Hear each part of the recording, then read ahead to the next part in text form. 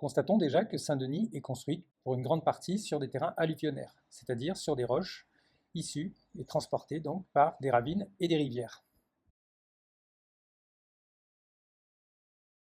Alors, il ne s'agit pas bien sûr des quartiers qui sont construits sur les pentes anciennes de la ville, sur des basaltes anciens, en rose et en violet, mais il s'agit bien sûr des parties basses de la ville, notamment les quartiers de Champfleury, du Butor, des Camélias, de la Providence, du Chaudron, mais aussi la rivière des Pluies, bien sûr, et la partie de Sainte-Marie que l'on voit sur la carte. Les terrains apparaissent en jaune et ils sont constitués des terrains FZ et FY. Alors FY, ce sont des alluvions anciennes qui ont été déposées à une certaine époque, mais qui sont considérées comme ne pouvant plus être remobilisées aujourd'hui. À l'inverse des alluvions FZ, qui eux sont mobilisables à chaque crue et jusqu'à une période actuelle, puisque FZ constitue donc ce qu'on appelle des alluvions actuelles. Alors pour apprécier et comprendre comment la ville de Saint-Denis a reprofilé son réseau de ravines, je vous propose déjà de voir la carte des risques de cette ville, un document qui est accessible sur le site de la préfecture, dont je vous mettrai le lien en description. Les secteurs de la carte qui vont nous intéresser concernent les zones d'aléas forts en bleu foncé et moyens en bleu plus clair. L'aléa, ça correspond donc à la probabilité que se produise une inondation. Alors, sur cette carte, alors je précise tout de suite que je ne traiterai pas du quartier de la montagne, mais n'hésitez pas à me dire en commentaire si vous voulez que je fasse un point sur ce quartier précis. Pour Saint-Denis, on va dire centre-ville, eh bien, sans surprise, les zones évidemment inondables correspondent aux ravines et aux rivières. Ici, vous avez par exemple le linéaire de la rivière Saint-Denis. Donc ça, c'est vraiment sans surprise. Vous voyez que la partie du centre-ville historique est relativement épargnée du risque d'inondation, et ceci grâce au ruisseau des Noirs, qui dévie toutes les eaux issues des premières pentes vers l'est. Dans ce quartier historique, on a quelques pâtés de maisons qui sont concernés par un risque faible, mais ça ne va pas plus loin. Par contre, on remarque tout de suite cette tache bleue assez étendue qui correspond en fait au secteur de la Providence et des Camélias, qui était l'objet du premier épisode ici au niveau du double pont sur la ravine Butor, et ici qui faisait l'objet de l'épisode 2 au niveau de la résidence Carré-Cube. Alors que se passe-t-il dans ce secteur? On voit bien que le risque d'inondation est relativement étendu et déborde le simple linéaire des canaux. Eh bien, on est tout simplement à la réunion du ruisseau donc des Noirs, ici, du canal Montplaisir, du canal du Butor et de celui de la ravine, de l'Aunay et la Glacière. On rappelle que l'ensemble de ces ravines donc est complètement canalisé, qu'il s'agit donc de canaux. Et la réunion de ces canaux, ici, impose un débit à l'aval qui est relativement important, avec un risque, donc, vous voyez bien, de débordement qui est connu, puisqu'il figure sur la carte du plan de prévention des risques de la ville.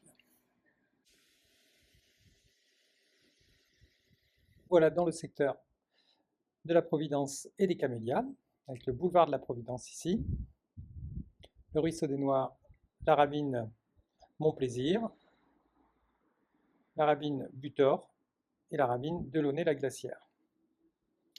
Eh bien, remontons dans les années 50.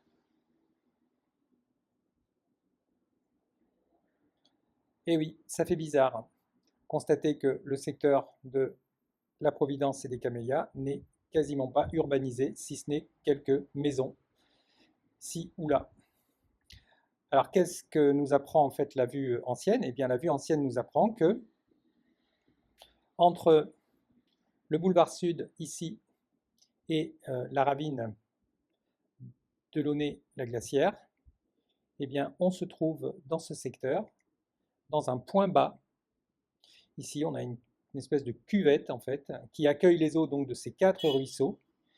Mais vous voyez qu'à l'époque, ces ruisseaux sont libres de déborder comme bon leur semble, puisqu'il n'y a pas d'urbanisation et qu'on voit bien que leur cours est relativement peu étendu. Par contre, ils peuvent déborder, ils ont une surface d'épandage qui est relativement importante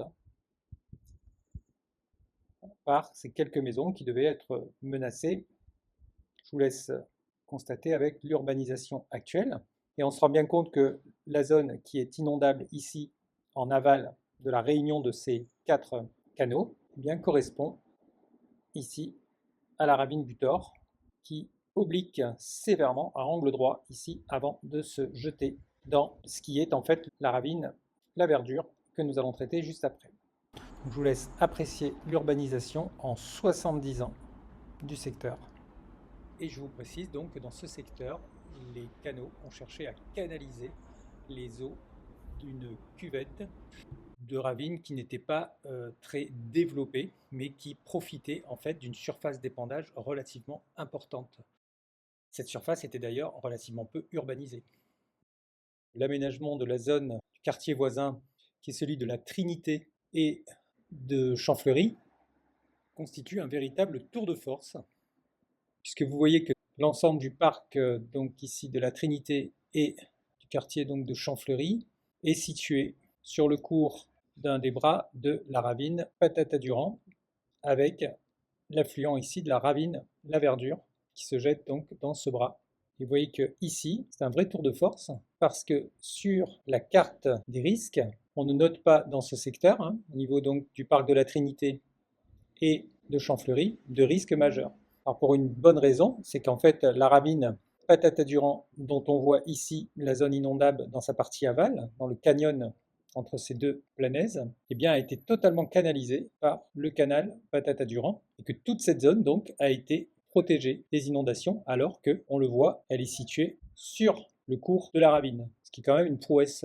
Une prouesse pour la zone de la Trinité et de Champfleury ne l'est pas forcément sur Sainte-Clotilde, mais avec probabilité donc d'inondation qui reste moyenne, mais qui est néanmoins existant sur la partie est du canal du Butor. On regarde ça tout de suite sur la carte.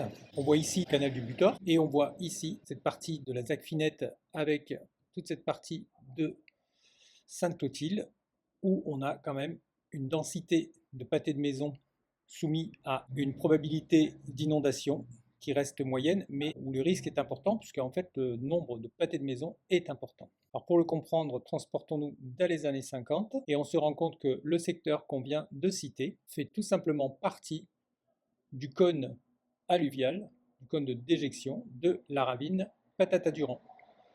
Si ici je dézoome, et on voit donc ici le système très développé de la ravine Patata-Durand avec ce cône de déjection donc, qui est relativement important et qui couvre donc le secteur qui est le nôtre. Je vous laisse apprécier l'urbanisation, pareil, en 70 ans dans le secteur. Alors le travail d'endiguement de ces ravines à Saint-Denis commence dans les années 50. Ça, on s'en aperçoit quand on retravaille les photos anciennes.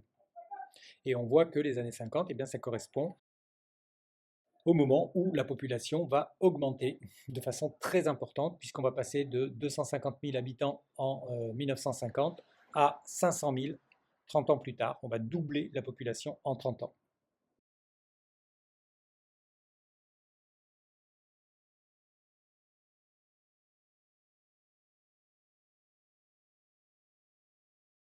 On note les très importants travaux qui sont réalisés à cette époque, avec le début donc de cet endiguement.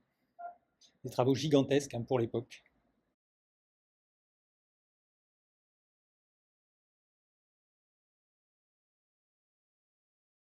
En plus de la probabilité moyenne d'inondation sur Sainte-Clotilde et la Zacfinette, on a aussi le secteur à l'embouchure du canal Patata-Durand, qui correspond donc à un risque majeur d'inondation.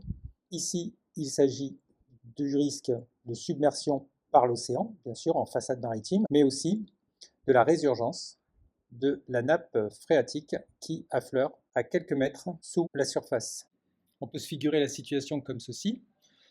Les habitations seraient situées sur la partie grise, et à quelques mètres donc sous la surface se situe la surface de la nappe phréatique, ici en bleu clair.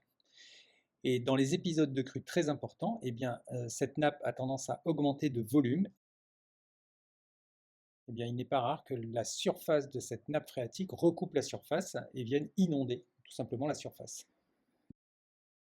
Dernier quartier que nous allons traiter sur Saint-Denis, il s'agit du même risque que sur Sainte-Clotilde et les Acfinettes, mais cette fois-ci en bordure ouest du canal du Chaudron, avec cette partie donc du quartier du Chaudron qui est soumise, pareil, de façon très importante en surface, parce que ça concerne l'ensemble de toute cette zone d'activité là du Chaudron, qui est soumise donc à un aléa, à une probabilité d'inondation moyenne. Mais quand on voit l'importance du tissu urbain qui est concerné, eh bien, on peut considérer que le risque est relativement important. Alors, à quoi cela correspond à une époque ancienne? Eh bien, nous voilà au niveau du quartier considéré, avec ici la rivière des Pluies et la ravine Chaudron, qui est toujours pareil, hein, ici sur son cours naturel et endigué à partir de ce point-là. Donc il s'agit vraiment d'un canal hein, qui a été aménagé. On a complètement endigué donc la ravine du Chaudron. Et voyons à quoi elle correspond eh bien, dans les années 50 pour comprendre le problème. On s'aperçoit que le quartier où le risque se manifeste eh bien, correspond tout simplement à la rive gauche de la ravine du Chaudron. Cette ravine a une extension donc à l'ouest qui était relativement importante hein, jusqu'ici, c'est-à-dire qu'elle couvre quasiment la moitié de cette zone d'activité du Chaudron. Et pareil dans la zone plus au sud où le risque se manifeste, hein, on est ici pareil sur le linéaire de la ravine du Chaudron, notamment sur ce quartier.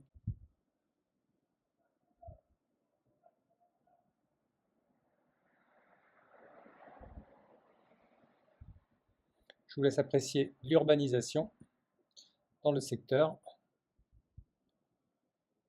en 70 ans. Ici, on est en 1950 et la situation aujourd'hui.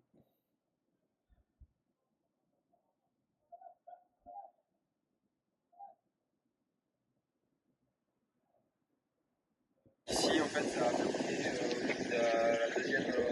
le deuxième seuil qui est là-bas. Et donc, ça a rempli en matériaux sur ce secteur-là. Et ça a joué son rôle puisque c'était une ancienne fosse à matériaux, mais elle n'est pas assez grande, elle n'est pas assez conséquente. Donc, c'est pour ça que l'entreprise est en train d'évacuer les matériaux et on est en train de les renvoyer sur la rivière des Pluies, là où on a eu par contre des encoches d'érosion. Autant ici sur la source et la Providence et la ravine à l'Ave Maria, ça a déposé. Il y a eu des matériaux qui sont arrivés qui ont bouché les ponts, d'ailleurs, c'est ce qui a posé problème. Autant sur la rivière des Pluies, c'est venu grignoter les systèmes d'endiguement qui protègent l'aéroport. En fait, on prend ces matériaux-là et on les transfère là-bas pour protéger.